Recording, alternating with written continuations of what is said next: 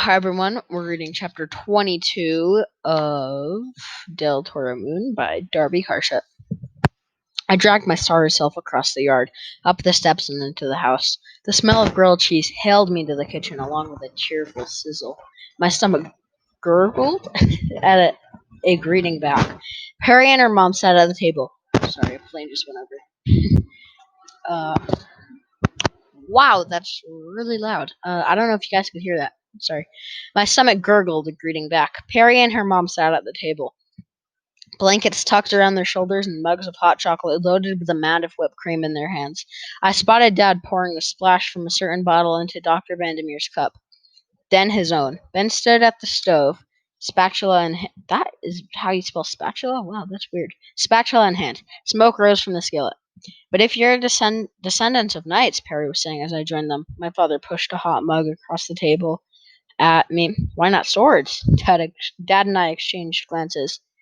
You explain while I stop your brother from burning our meal. He rose and stepped over to the stove and took the spatula from Ben. In case you have forgotten, it's called grilled cheese, not scorched cheese. I sipped the coca. What? Huh? Okay, yeah, we're just gonna. I can't read today. Cocoa, and whipped cream concoction. It spread through me like warm toffee. I swiped my lips, just in case, then repeated the familiar lecture.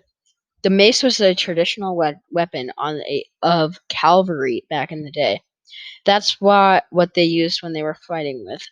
When the knights went to war on creatures attacking the people of Spain, it was the weapon they asked the kings and queens to bless. In fact, the mace became the symbol of the Order of the Knights of the Coffer. Then afterwards, your ancestors, Santiago del Toro, right? Dr. Vandermeer pulled the blanket higher. He volunteered to come to the New World? He did, Dad said.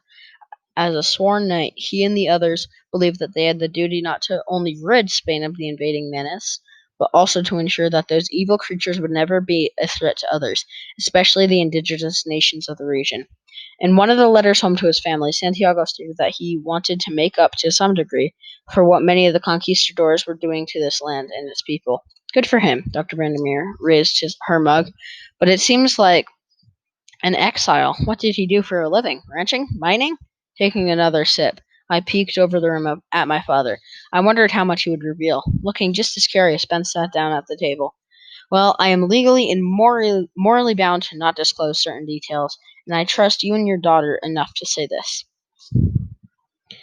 Dad flipped a sandwich with a hiss of hot butter and melting cheddar. The knights and their descendants were granted a stipend in perpetually from the royal family's personal treasury in return for guarding the coffers.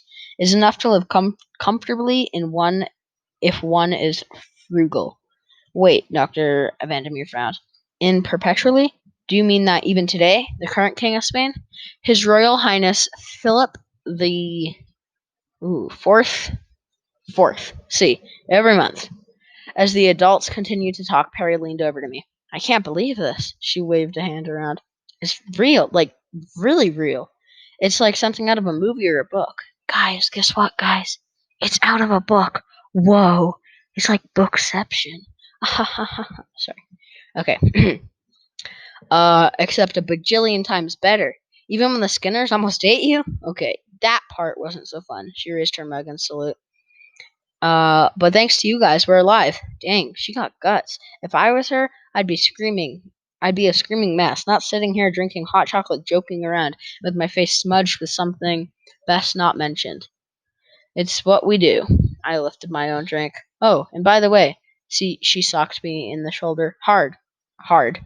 Ow! My cocoa splashed on the table. What was that for? That's for not telling me about the horses either. You never asked. I rubbed my shoulder. Man, she packed a punch. She glared at me in mock annoyance. Then a reluctant grin spread across her face. I can't wait to talk with him again, especially Izzy. Her face lit up even more. We talked a little on the way here. She's freaking cool. And Elsid, of course. She hesitated and then added, but he's kind of. Ben and I call him Turk the Jerk. Ah. After we finished the sandwiches and second mugs of hot chocolate, Perry and I were both fighting yawns. Even Ben was blinking and scrubbing his face. We should be going. Dr. Vandermeer stood up, clutching the blanket. Except we have no car. Dad rose as well. You and Perry are welcome to spend the night here, or I would be happy to drive you into town if you would feel more comfortable in your own home. In the end, Dr. Vandermeer opted for home. I didn't blame her. While Dad drove them into town, Ben and I cleaned up the kitchen. By the time I stumbled into my bedroom, my eyelids were melting like butter.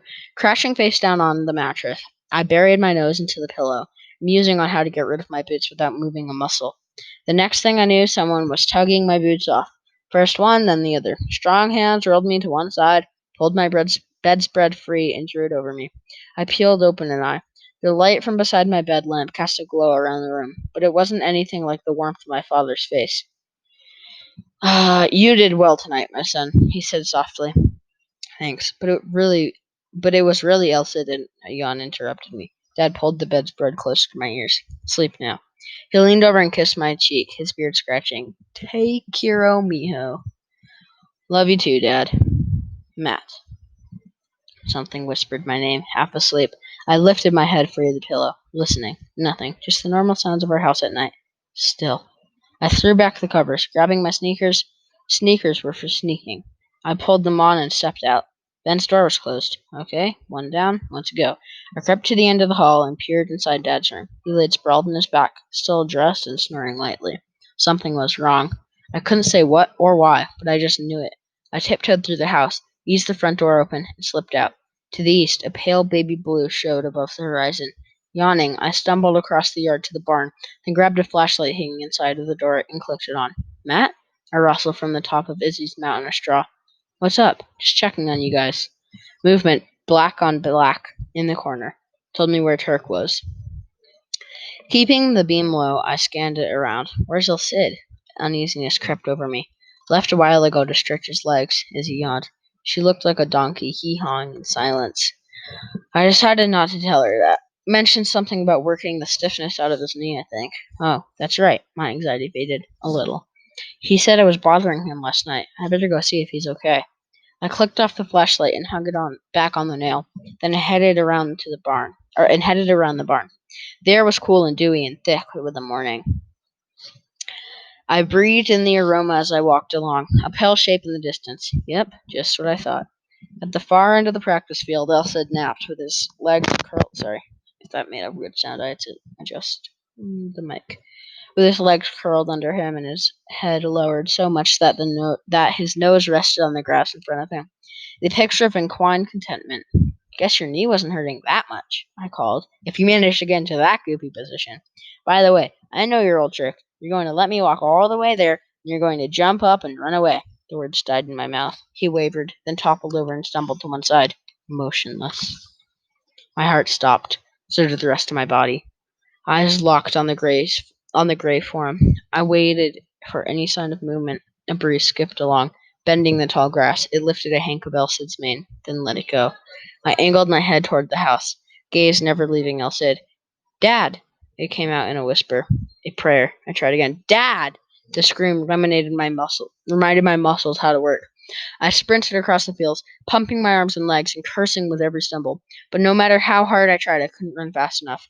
Then I was there. Chest aching, I skidded to a stop and dropped to my knees. The long white mane covered his head like a shroud. I swept it aside and rested my hand on his neck. One bony eye, dark and soft, flickered open. All I could see was my reflection. Dad's coming, okay? I threw a frantic glance over my shoulder. My father was sprinting toward us. Just hang on! Under my palm, the pulse in his throat jumped and sputtered. Then it slowed. I scanned his body. On his back leg, half hidden by dried muck, twin puncture wounds stared at me in accusation.